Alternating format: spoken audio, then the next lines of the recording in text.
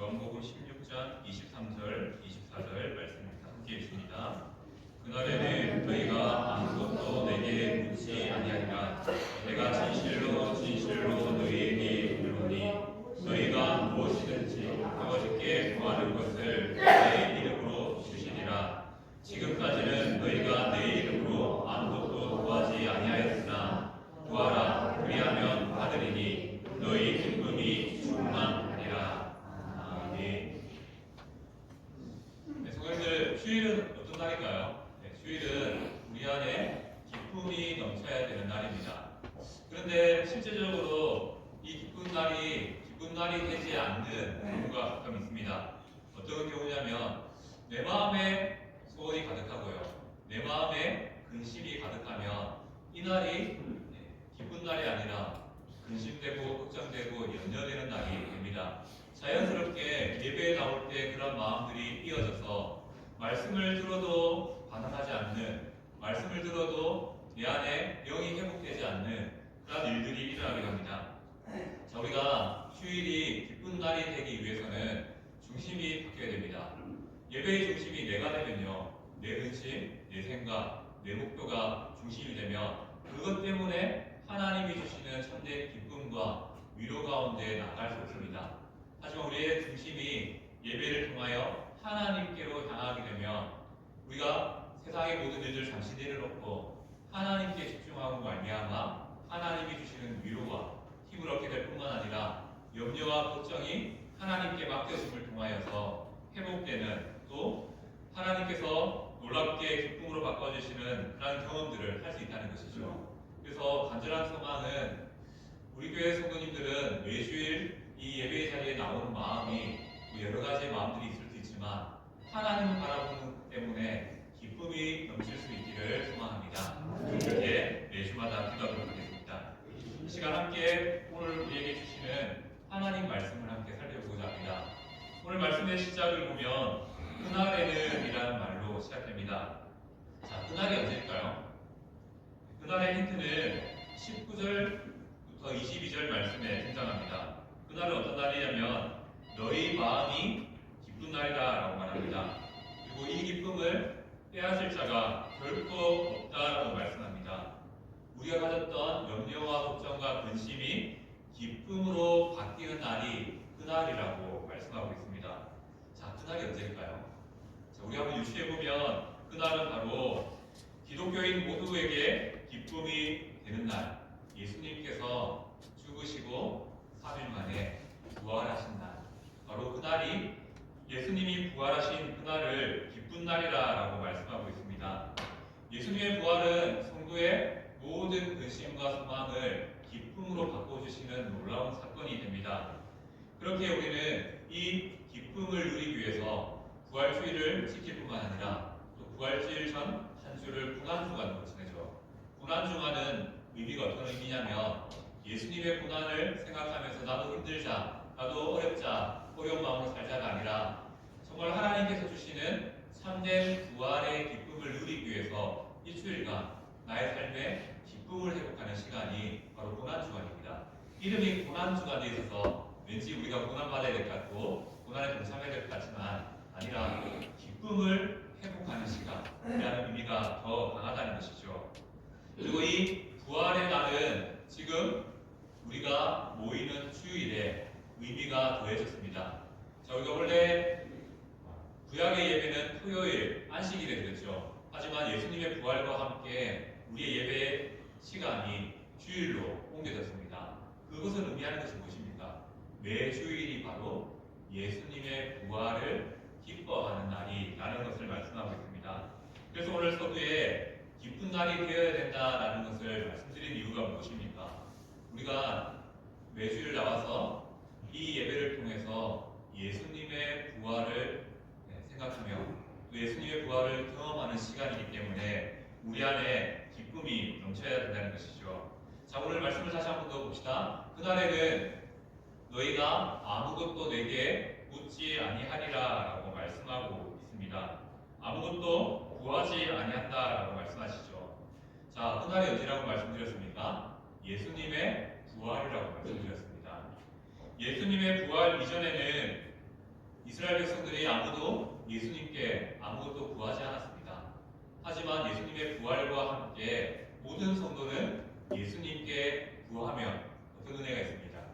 아버지께서 구하시는 것을 예수님의 이름으로 말미암아 우리의 삶에 주신다라고 말씀하고 약속하고 계십니다. 성도는 부활하신 예수님께 무엇이든지 구할 때 하나님께서 주신다라고 약속하지요. 그리고 이어지는 24절 말씀은 이렇게 말씀하고 있습니다. 지금까지는 너희가 내 이름으로 아무것도 구하지 아니하였으나 구하라. 그리하면 받으리니 너희 기쁨이 충만하리라 라고 말씀하고 있습니다. 기도는 무엇입니까? 바로 부활하신 예수님의 이름으로 구하는 것임을 말씀하고 있습니다. 그리고 이것을 더 넓은 의미로 해석하면 예수님의 부활을 경험한 자가 예수님께 기도할 수 있다라는 것이죠. 다른 종교도 기도가 있지만 그들의 기도와 우리의 기도가 다른 것은 우리는 예수님의 부활에 동참한 자가 되어서 하는 기도라는 것이죠. 그래서 우리의 기도의 대상은 분명합니다. 바로 부활하신 예수님께 구하는 기도가 된다는 것이죠. 그렇게 기도하는 자에게 오늘 말씀은 약속하고 있습니다. 구하는 모든 것을 아버지의 이름으로 우리에게 더하여 채워주신다라고 말씀하는 것이죠. 오늘은 이 2절의 말씀을 통해서 예수님의 이름으로 라는 제목으로 우리의 기도를 점검할 뿐만 아니라 우리의 기도를 업그레이드하는 시간을 갖고자 합니다. 자, 기도가 무엇입니까? 웨스트민스터 대교리 문답 178문은 기도는 무엇입니까? 라는 질문에 이렇게 말합니다. 함께 읽겠습니다. 기도는 그리스도의 이름으로 성령의 주어심으로 말미암아 우리의 소원을 하나님께 올리는 것인데 우리 죄에 대한 고백과 그분의 긍휼을 감사히 인정함으로 해야 합니다. 라고 말씀하고 있습니다. 자, 우리가 생각하는 기도는 무엇입니까? 나의 소원을 하나님께 말하는 것, 하나님께 구하는 것을 우리는 기도라고 잘 알고 있습니다. 하지만 그 기도에 첨가되는 더해지는 의미가 있다는 것이죠. 무엇입니까? 기도에는 우리의 죄에 대한 고백, 자백이 필요하다라고 말합니다. 그 자백으로 말미암아 하나님께서 베푸신 긍휼로 용서함 받는 은혜, 그리고 그 은혜를 바탕으로 감사하는 마음의 고백이 필요하다라고 말씀하고 있습니다. 단지 기도는 우리의 바램을 구하는 것이 아니라 바로 우리의 죄악을 돌아보면서 예수님의 은혜를 힘입는 것, 덧입는 것이 바로 기도라고 말씀하고 있습니다. 우리의 삶을 돌아보며 회개하여 예수님의 은혜를 힘입어 감사하는 것이 기도라는 것입니다. 자, 우리가 알고 있는 기도의 개념과 조금 다르지요. 우리는 기도할 때 우리의 소원만, 바램만 고백하는 것이 아니라 나의 죄악을 돌아볼 수 있어야 되고 부활하신 예수님을 늘 필요하다라는 것을 인정하는 것이 우리의 기도가 되어야 된다는 것이죠. 그래서 우리의 기도에는 항상 나의 삶을 돌아보는, 나의 죄악을 점검하는 그런 고백이 더해져야 되는 겁니다. 왜 그렇습니까? 그렇게 할 때 우리의 기도의 방향이 예수님을 향할 수밖에 없기 때문입니다. 만약에 우리의 죄에 대한 고백이 빠지면요, 우리의 기도는 나의 바램만 구하는 기도가 될 수밖에 없다는 것입니다. 그래서 성도의 기도는 자신의 소원을 하나님께 고백하는 동시에 자신의 삶을 돌아보는 회개가 필요하다라고 말씀하고 있습니다. 그렇다면 우리 한번 오늘 말씀을 한번 더 살펴봅시다. 우리가 기도를 하면서 늘 마지막에 우리는 어떻게 고백합니까? 예수님의 이름으로 기도합니다라고 고백합니다. 그렇다면 예수님의 이름으로, 그리스도의 이름으로 기도한다는 것은 무엇을 의미할까요? 자, 그리스도의 이름을 의지한다, 부른다는 것은 바로 예수님께, 그리스도께 말한다라는 의미를 담고 있습니다. 기도는 예수님의 이름으로 한다. 이 말은 기도는 예수님께 드리는 고백이라는 것이죠. 예수님께 말한다는 것은 이어지는 더 큰 의미로 하나님께 말한다라는 의미를 담게 됩니다. 이 이는 무엇을 의미합니까? 우리의 기도의 주체가 내가 아니라 하나님이 되어야 된다는 것을 말씀하고 있습니다. 그렇기에 기도는 무엇입니까? 삼위 하나님, 삼위일체 하나님께 말하는 것이 기도라는 것이죠.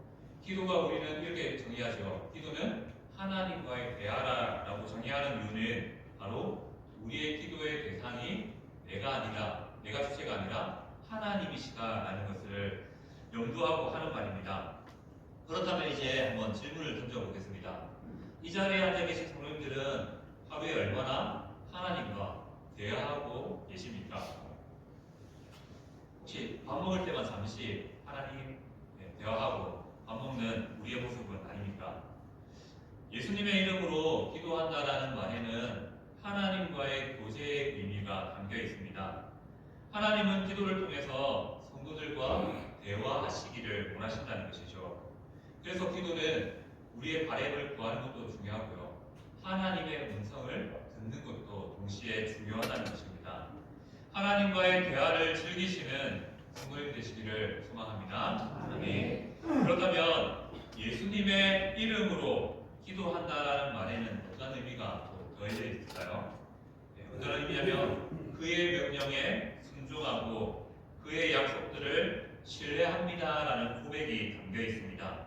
바로 예수님을 통해서 힘을 얻습니다라는 고백이 바로 예수님의 이름으로 기도합니다라는 고백에 담겨 있다는 것이죠. 그리고 성도가 예수님의 이름으로 기도합니다라고 고백할 때 그 말의 의미에는 이러한 의미가 담겨 있습니다.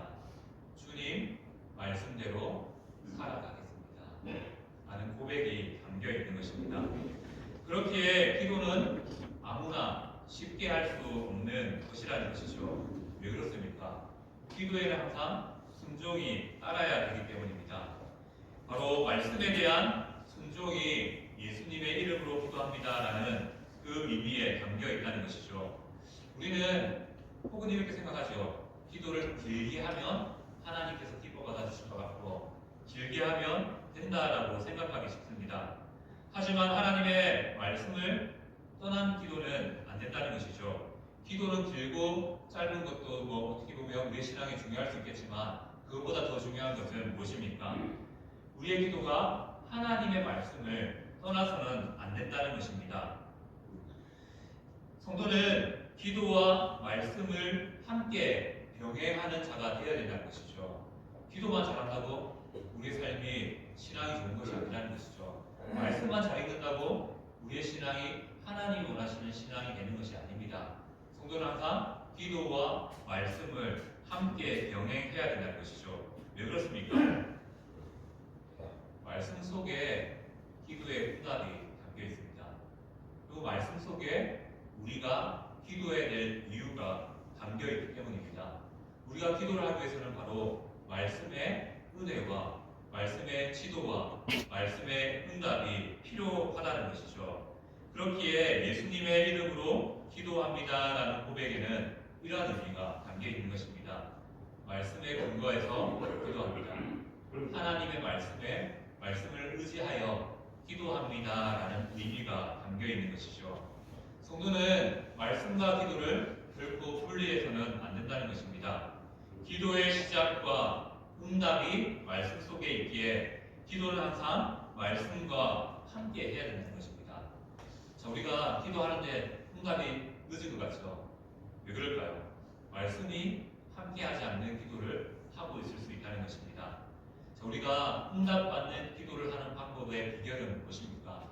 바로 말씀과 기도를 함께할 때 응답받는 기도의 비결이 있다는 것이죠. 그리고 또 예수님의 이름으로 기도한다라는 말에는 이러한 의미가 담겨 있습니다. 하나님께서 우리에게 특권을 주셨다. 예수님께서 우리에게 특별한 권리를 주셨다라는 의미가 담겨 있습니다.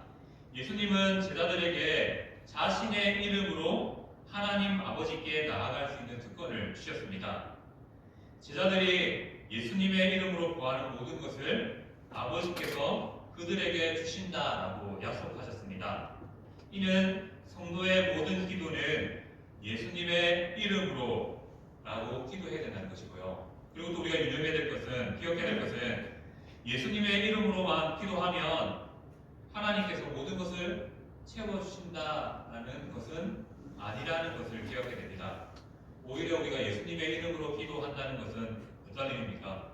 우리의 삶이 예수님 안에서 살면, 예수님의 뜻을 구하며 살아가면 하나님께서 이 열매를, 그리스도의 아름다운 열매를 맺는 일에 필요한 모든 것을 하나님께서 친히 공급해 주신다라고 말씀하고 있다는 것이죠. 그리스도인에게 주어진 사명이 있습니다. 무엇입니까? 전도의 사명이 있고요. 그리고 보살핌, 돌봄의 사명이 있습니다. 이 사명이 막중합니다. 그래서 우리가 쉽게 감당하기 어려운 명령임을 압니다. 그래서 하나님께서 우리에게 주신 방법이 무엇입니까? 기도를 통해서 이 일을 함께 이루어가는 방법입니다. 사역이 막중하고 힘든 만큼 하나님께서는 기도를 통하여서 풍성한 은사를 우리에게 공급해 주십니다.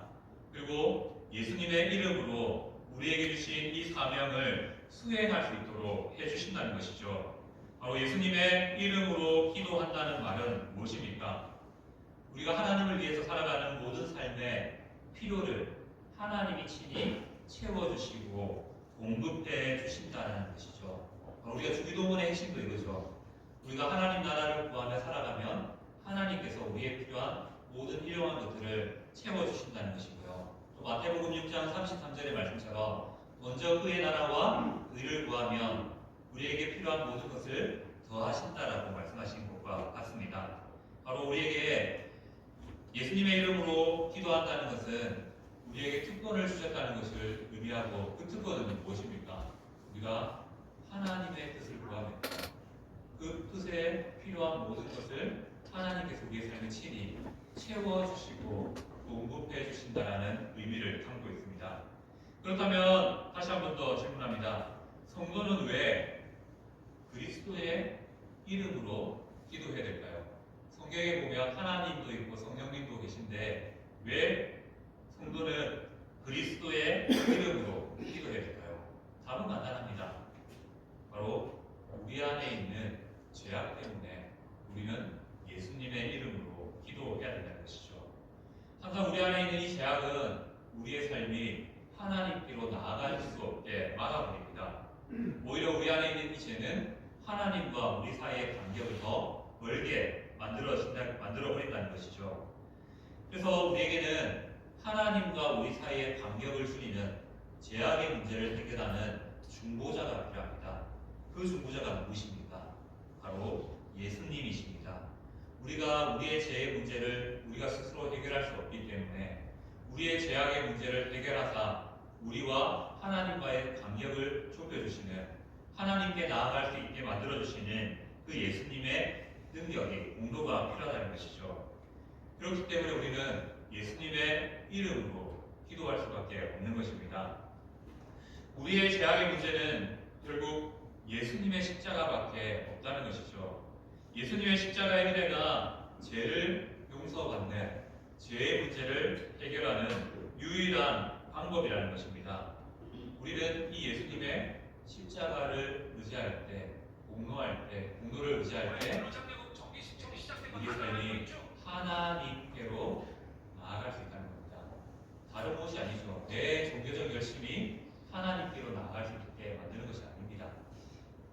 바로 예수님의 부르신 그 은혜, 십자가의 사랑이 우리를 하나님 앞에 설 수 있도록 만들어 주신다는 것이죠. 우리는 예수님 말 외에는 하나님과 대화할 수 있는 방법이 없다는 사실을, 기도할 수 있는 방법이 없다는 사실을 기억해야 됩니다.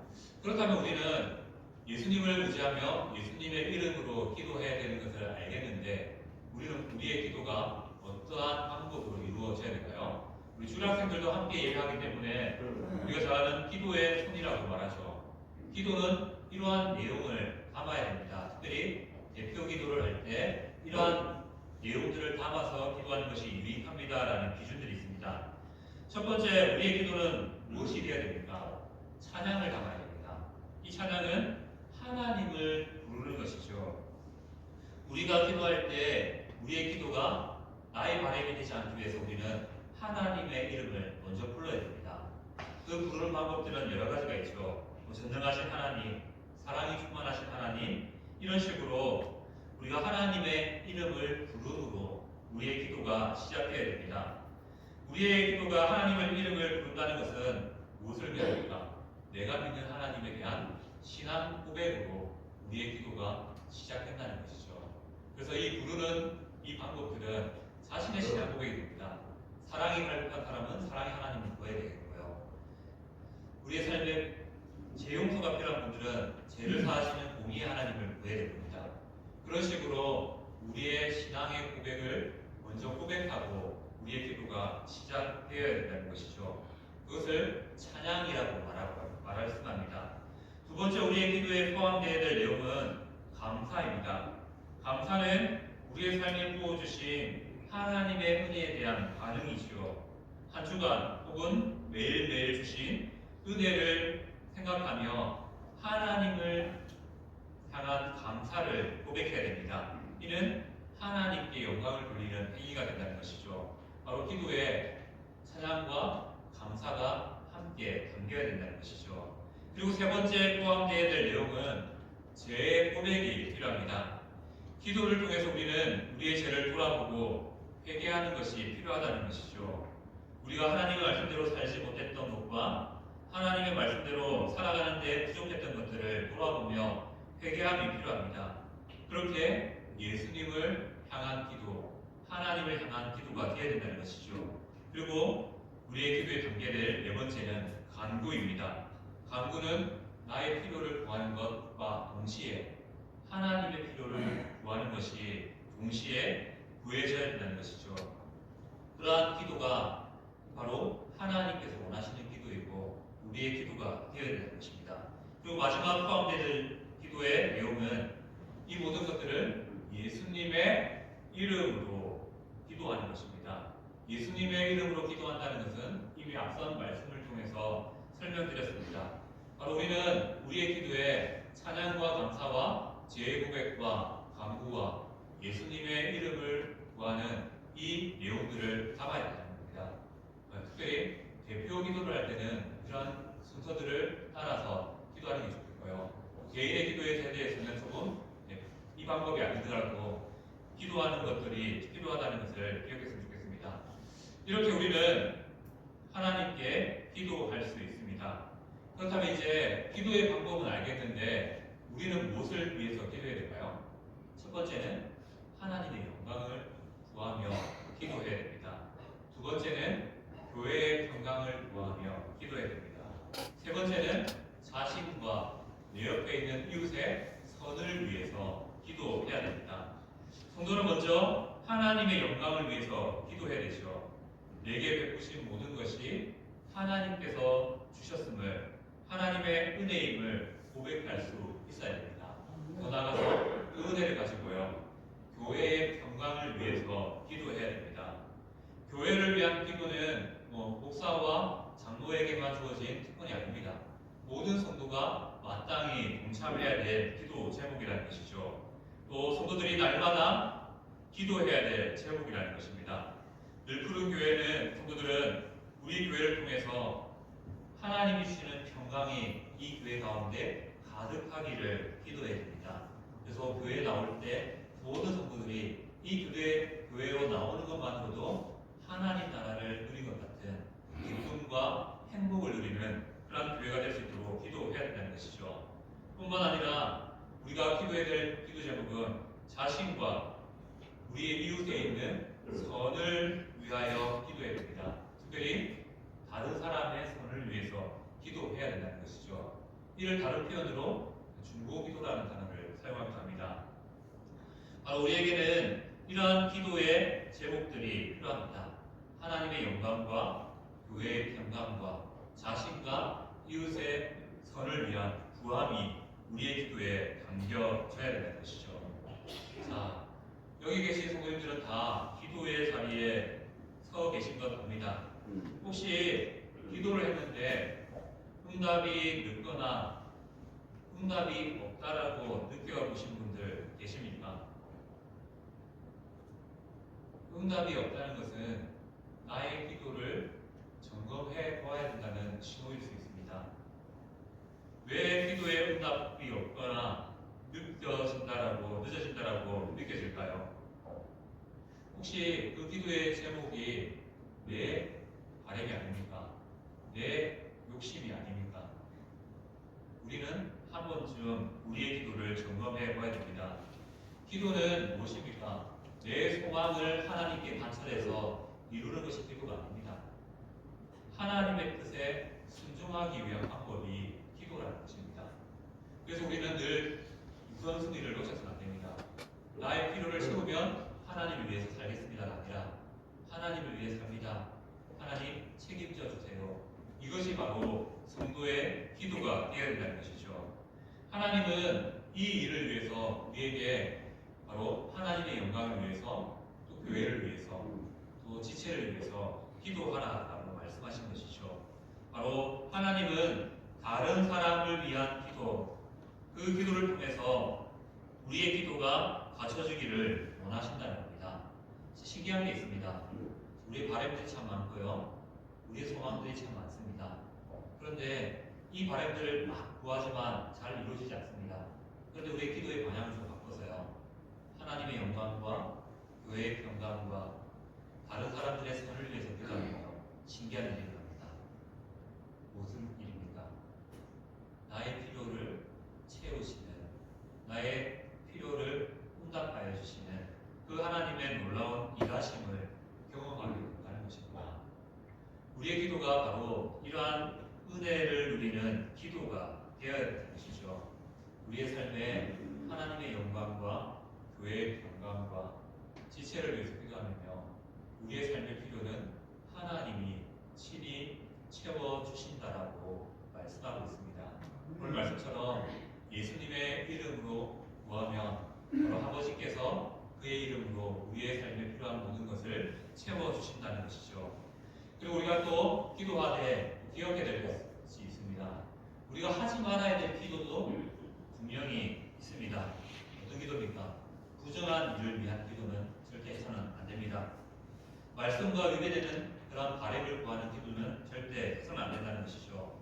그리고 죽은 자를 위한 기도나 죽음에 이르는 죄를 짓고 있는 자를 위한 기도는 우리가 해서는 안 된다는 것입니다.